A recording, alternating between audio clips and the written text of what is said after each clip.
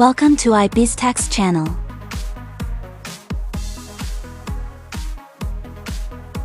The data entry for other income. Okay, let's start with dividend income. For dividend income, we have the same data entry method, which is at the right hand corner, top right hand corner, you add in a new entry from that. So let's say it's ABCD Sdn Bhd. Okay, you have to complete. All this information will be reflected in the lampiran that we'll be printing out. So we'll need to complete the dates and everything here. So let's say for 2025 year end, maybe 2025. Okay, December year end. Okay, so gross is maybe 1,005.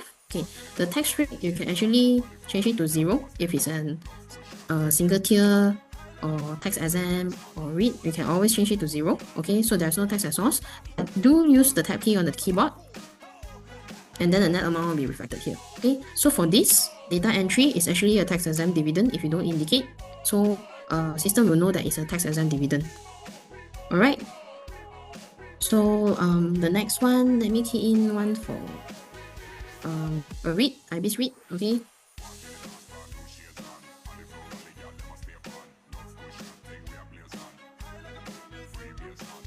in the gross amount, no tax. So REIT, this part is where the REIT income is taxable, then you need to take. If not, then you will leave it as if it's tax exempt, then you key in as normal tax exempt dividend income method. Okay,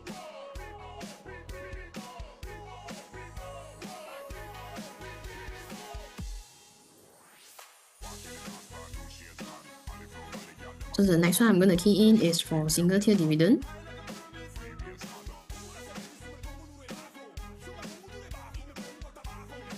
Okay, for single tier dividend. Alright, so I indicate here. Alright, once you complete this and click on submit, and you go to report.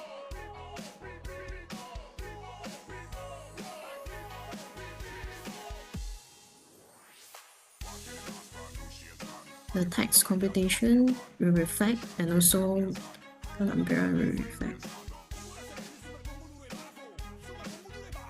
Okay, the listing will be here as well. Sorry, it should be scheduled dividend. Okay, so it will reflect whether it's single tier, whether it's REIT taxable, and all the data you have entered will be reflected in this page.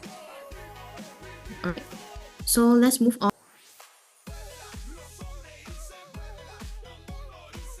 Other 110.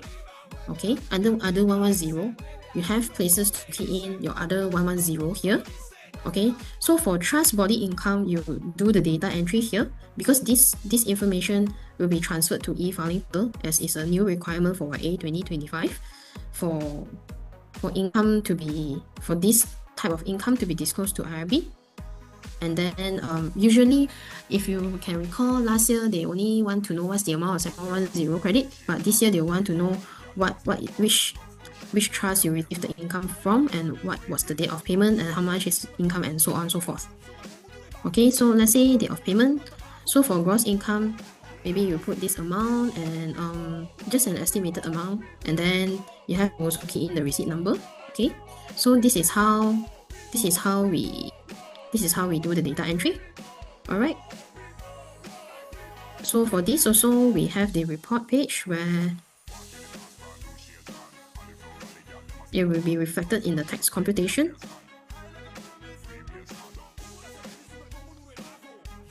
And we also have a lampiran B2 for it. So this lampiran B2 is actually the data which will be transferred to IRB portal, and the income will be reflected here. Alright, so for this 888, it will actually be less out. Okay, non-business income 888. And then the dividend income, it will less out all the single tier, tax exempt, and also the REIT income. And only here, the REIT income will be taxable. Okay,